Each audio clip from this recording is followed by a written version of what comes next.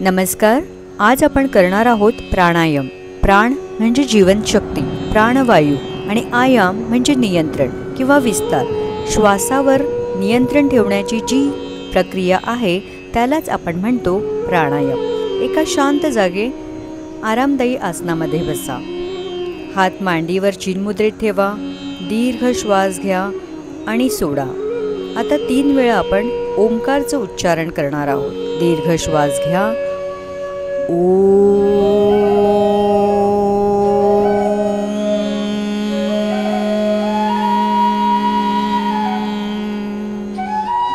पुन्हा एकदा दीर्घ श्वास घ्या. ओ.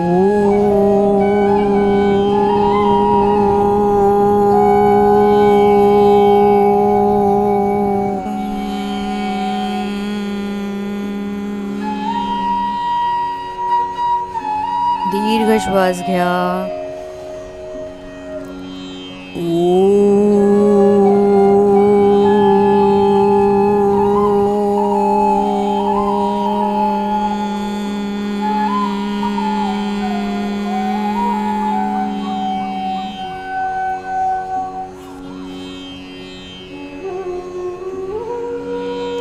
आता आपण करणार आहोत कपालभाती हा प्राणायाम,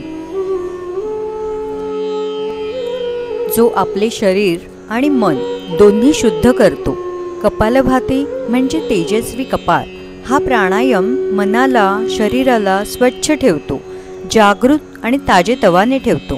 सर्वप्रथम आरामदायी आसनामध्ये बसा. पाठ सरळ, डोळे बंद ठेवा आणि काही क्षण स्वतः बरोबर राहा. नाकावाटे दीर्घ श्वास घ्या आणि हळूहळू सोडा. आता कपालभाती सुरू करूया. श्वास भरा आणि श्वास जोरात सोडा आणि पोट आत खेचा. नैसर्गिकपणे श्वास घेणे, सोडणे सुरू ठेवा. अशा प्रकारे जलद पण लयबद्ध श्वासोच्छ्वास करा. एका श्वासात 30 ते 50 वेळा आपल्या क्षमतेप्रमाणे करा. मग काही सेकंद विश्रांती घ्या आणि पुन्हा सुरू करा. असे 3 ते 5 सेट करा.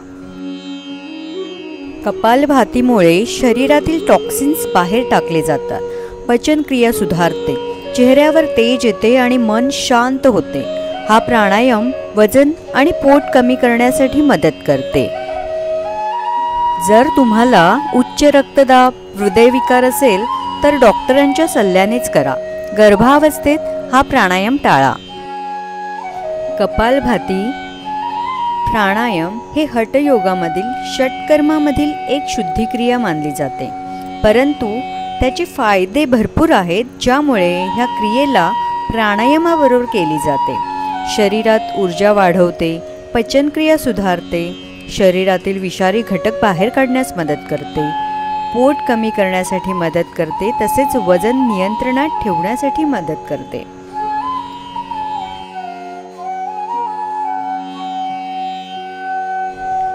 दररोज 5 मिनिटे कपालभाती केल्यास तुमचा दिवस ऊर्जेने, आनंदाने आणि आत्मविश्वासाने भरून जाईल. नियमित सराव करा आणि आरोग्यदायी जीवनाचा आनंद घ्या.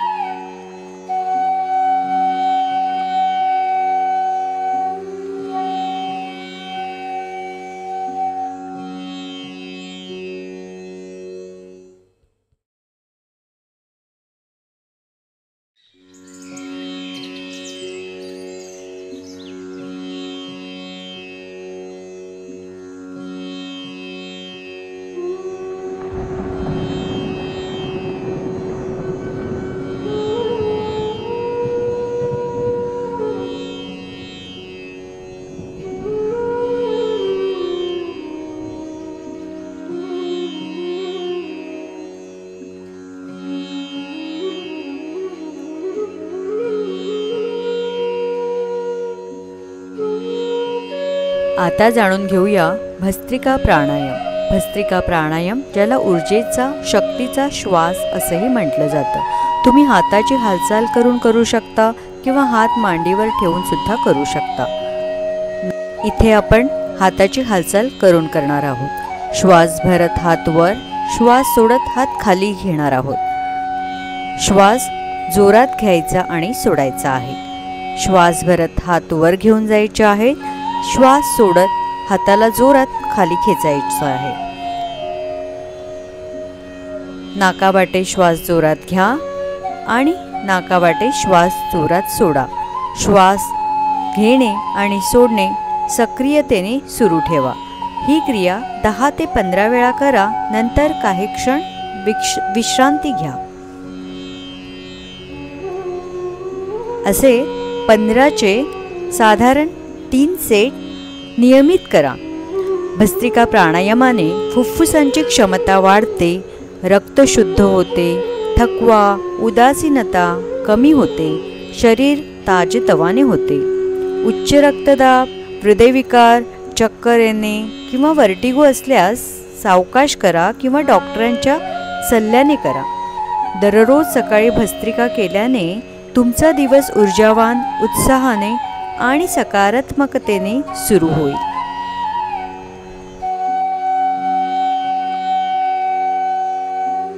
आता आपण करूया उज्जयी प्राणायाम, ज्याला विजयी श्वास असंही म्हटलं जातं.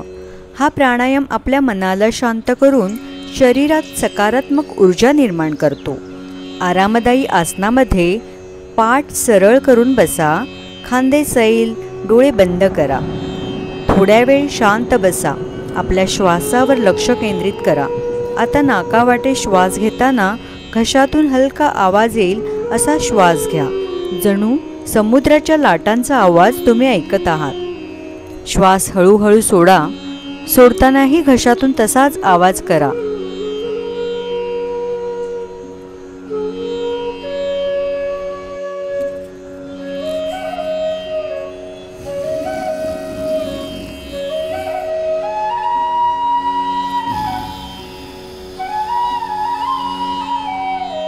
प्रत्येक श्वासात शांततेचा अनुभव घ्या. 5 ते 10 श्वासांची मालिका करा. उज्जयी प्राणायाम मनातील अस्थिरता कमी करतो, एकाग्रता वाढवतो आणि ताण चिंता दूर करतो. हा प्राणायाम थायरॉईड ग्रंथींसाठी अतिशय फायदेशीर आहे. तसेच झोपेची गुणवत्ता सुधारण्यास मदत करतो. तुम्हाला रक्तदाब किंवा श्वास घेण्यास त्रास होत असेल तर हळूहळू आणि कमी वेळेसाठी करा. नियमित केल्याने मन स्थिर होतं, झोप सुधारते. आता आपण पाहूया अनुलोम विलोम प्राणायाम. आरामदायी आसनामध्ये खांदे सैल सोडून ताठ बसा.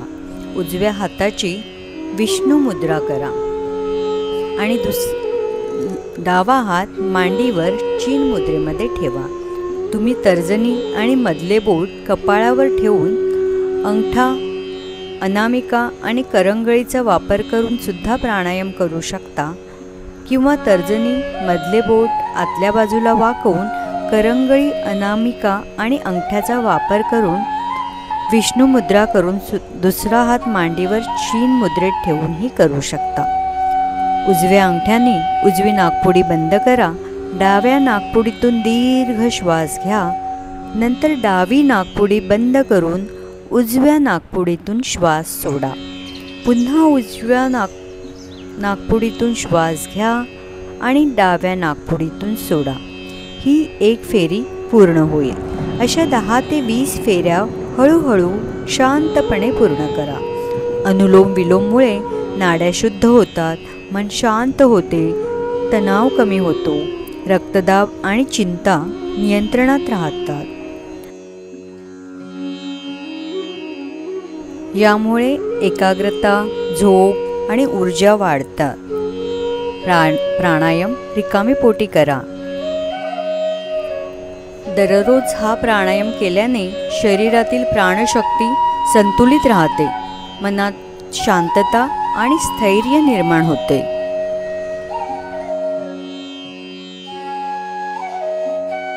प्राणायाम सकाळी रिकाम्या पोटी करणे उत्तम.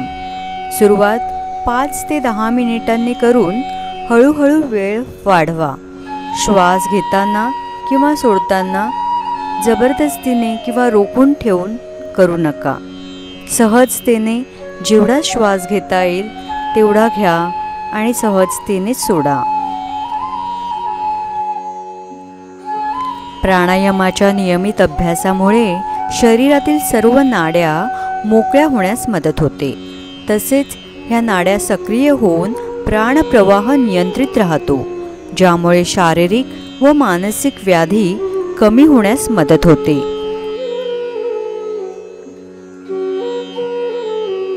मानव प्रत्येक मिनिटात 15 वेळा आणि प्रत्येक दिवसात 21,600 वेळा श्वास घेतो. परंतु सर्वजण हा श्वास योग्य प्रकारे घेतातच असे नाही. बऱ्याच जणांचा श्वास हा अपूर्णपणे घेतला जातो, ज्यामुळे फुफ्फुसांची क्षमता कमी होते आणि शरीराला आवश्यक ऑक्सिजनची मात्रा पूर्ण मिळत नाही. अनियमित श्वसनक्रिया मानसिक व्याधी निर्माण करते आणि मानसिक व्याधी शारीरिक व्याधी निर्माण करते. त्यामुळे मन स्वस्थ असेल तर शरीरही तंदुरुस्त राहील आणि शरीर आणि मनाला स्वस्थ तंदुरुस्त ठेवण्यासाठी प्राणायाम.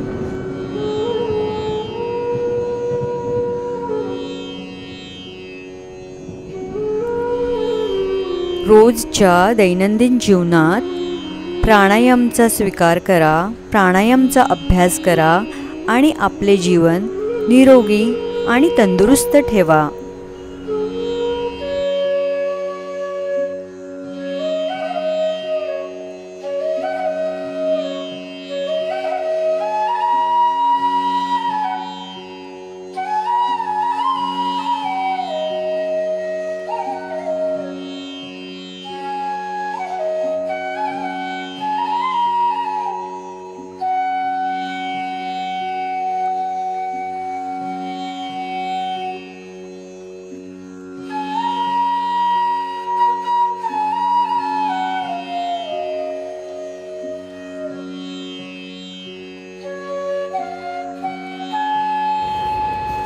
आता आपण पाहूया भ्रामरी प्राणायाम, ज्याला मधमाशीचे किंवा भोवऱ्याचे गुंजन असेही म्हणतात. हा प्राणायाम सुरू करताना आधी श्वास घ्या आणि सोडा.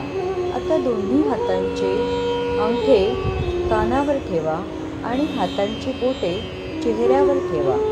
काही लोकांना बोटे चेहऱ्यावर ठेवल्यावर अस्वस्थता जाणवते, त्याने ते डोक्यावर ठेवा.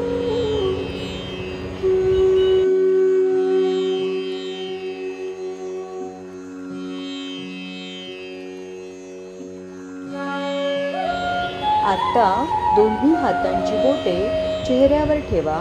अंगठे दोन्ही कानांवर ठेवा. नाकावाटे दीर्घ श्वास घेताना कानावरचे अंगठे हलके वर उचला आणि आवाज करत श्वास सोडताना अंगठे हलकेच कानावर दाबा. श्वास सोडताना मधमाशीप्रमाणे हम असा आवाज करा. ह्याचे गुंजन तुमच्या डोक्यातून हृदयातून तुमच्या शरीरात कंपन निर्माण करतो. अशा 3 ते 5 फेऱ्या करा. भ्रामरी प्राणायामामुळे तणाव, चिंता कमी होते, मन प्रसन्न होते, झोप सुधारते, मेंदूला विश्रांती मिळते. हा प्राणायाम मनशांतीसाठी सर्वोत्तम आहे. खूप जोरात हमचा आवाज करू नका. आवाज सौम्य ठेवा. कानात संसर्ग असेल किंवा काही कानाचे प्रॉब्लेम असतील तर डॉक्टरांच्या सल्ल्याने करा.